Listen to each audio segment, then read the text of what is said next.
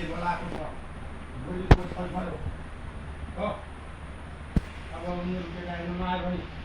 उनीहरू बस्छ खोला छैन भन्नलाई राम्रो गर्ने आज मेरो विचार छ औद्योगको भनाइ यहाँ मिलो मिलेन भने त्यही भन्ने नि गल्तीले बोलाएको छ उनीहरूलाई जम्मा 7 जनाको मन गर्नु आफ्नो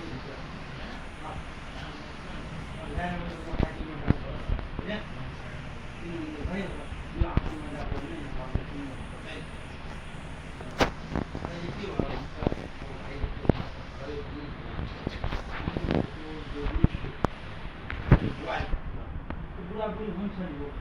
त्यो दिन आफ्नो आफ्नो व्यापारको सेवा पनि दिन्छ त्यति सुन्दा झरिरहेछ बाबुले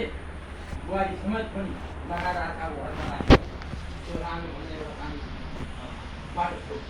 उनीहरू उहाँ बसेको अनि सहीको भनाइले के भन्यो उनीहरू के भइदियो भने तपाईँले समाज सिकाइ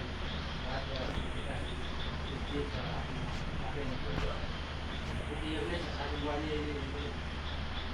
मैले सबै कानुनमा त जानै गर्छ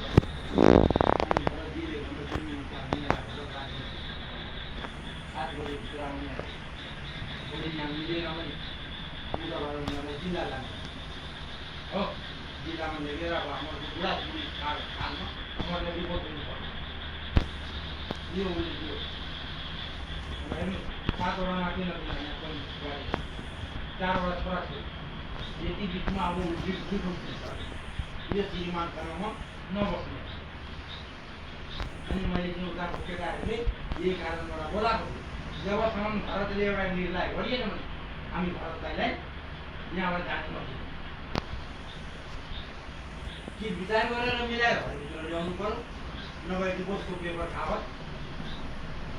सही पनि आउँछ थानाबाट गालीले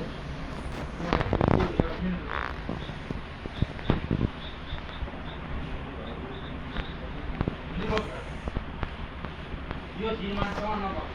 यस्तो यस्तो छोक्क हुँदा किरणको सामने उसको सामने सब समाजले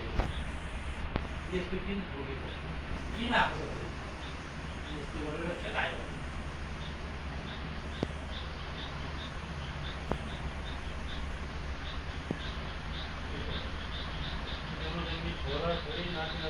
सब 7 वटा बोकेको